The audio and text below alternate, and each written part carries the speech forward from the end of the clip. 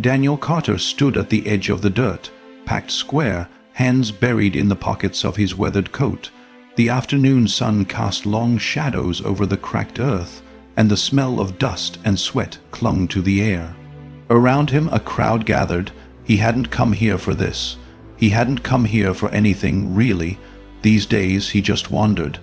Ever since Margaret died 2 years ago, time felt like something that happened to other people. She had been his compass. Without her, he drifted. Today, the whispers had pulled him toward the old part of town. A murmur had passed through the grocery store, something about girls, an auction. Most people spoke in hushed tones, some with curiosity, some with disgust, and a few with grim approval. Daniel hadn't believed it, not really, but something in him needed to see if it was true, and it was. In the center of the square, a makeshift platform had been set up. Young women stood in a quiet line, shoulders slumped, eyes downcast. A man with slicked back hair and a clipboard called out numbers and names like they were cattle. The people watching weren't all predators. Some looked uncomfortable, some looked away, but none left. Daniel stood frozen until the fifth girl stepped forward. She was thin, pale, and barely more than a child. Her arms were wrapped tightly around her body like she could fold herself into nothing. Her name was Lena, the man said, 19, orphaned, hardworking. Daniel's chest tightened. The man's voice droned on. Strong hands, obedient, no ties, starting price low, very low. A chuckle from the crowd, then silence. A man near the front raised his hand lazily, like he was bidding on a second-hand lamp. Before he even realized what he was doing, Daniel's hand was in the air. A murmur swept through the people, heads turned. Someone whispered his name. The auctioneer squinted. The widower, really sold, he said with a slight laugh. Daniel walked forward, placed cash in the man's hand without a word, and turned to the girl. She flinched slightly when he approached. He didn't touch her, just gestured gently toward the path that led home. They walked in silence. The girl kept her eyes on the ground, her steps light and cautious, like a bird expecting a trap. When they reached his front porch, she paused. Inside, Daniel led her to the kitchen and pulled out a chair. He poured a bowl of soup, still warm from the stove, and placed it in front of her. "You're safe here," he said softly. "You don't owe me anything. You're not mine. You're your own." She stared at the bowl but didn't move. "Eat when you're ready," he added. "Your room is upstairs, second on the left. Bathrooms across the hall." She finally looked up. Her eyes were glassy and filled with something too complex to name. "Why did you do that?" she asked, her voice barely a breath. "Because someone should have," he said. In the following days, the town erupted in gossip. Everyone had an opinion. "Did you hear what Carter did? He bought that girl from the auction. She's living with him now. He's finally lost his mind." Daniel heard it all. At the bakery, at the gas station, even at church. Some looked at him with pity, others with suspicion. But he didn't answer their stares. He had work to do. Lena didn't speak much the first week. She moved quietly, eyes always scanning. At night, he could hear her pacing her room. Once, he heard her cry. But each morning, she came to the kitchen and sat at the table, ate slowly, watched him like he was a puzzle. He brought her books. She stared at them for a long time before admitting she hadn't finished school, that she never got past the 8th grade. "That's all right," he said. "Books don't judge. We'll start wherever you want." She didn't answer, but the next day he saw one of the books open on her nightstand. A week later, he left a blank canvas and a small set of paints outside her door. He'd overheard her talk in her sleep. Words like color, sky, and red. The way she said them sounded like memory.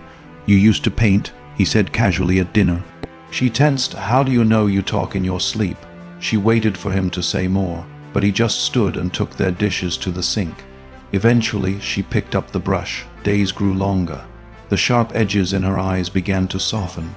One morning, she laughed, just once, just a small burst of air through her nose when Daniel told a terrible joke. He didn't mention it, but inside it lit a match. Then came the day she told him her story. They were sitting on the back porch, watching the sun fall through the trees. My parents died in a car crash when I was 14. I stayed with my uncle. He drank a lot. When I turned 16, he said I was old enough to earn my keep. Sold me to a man in another town, said I'd have a better life. I didn't. Daniel said nothing. He only listened. I ran away twice, got caught. Then someone else bought me, said I'd be safe. I wasn't.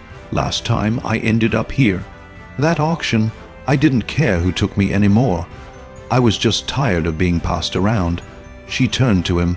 But you didn't touch me. You didn't even ask me for anything. He looked at her and said, I don't want anything from you, Lena. I just want you to remember who you are. She blinked hard, then stood up and walked inside without another word. That night, she left a small painting outside his door.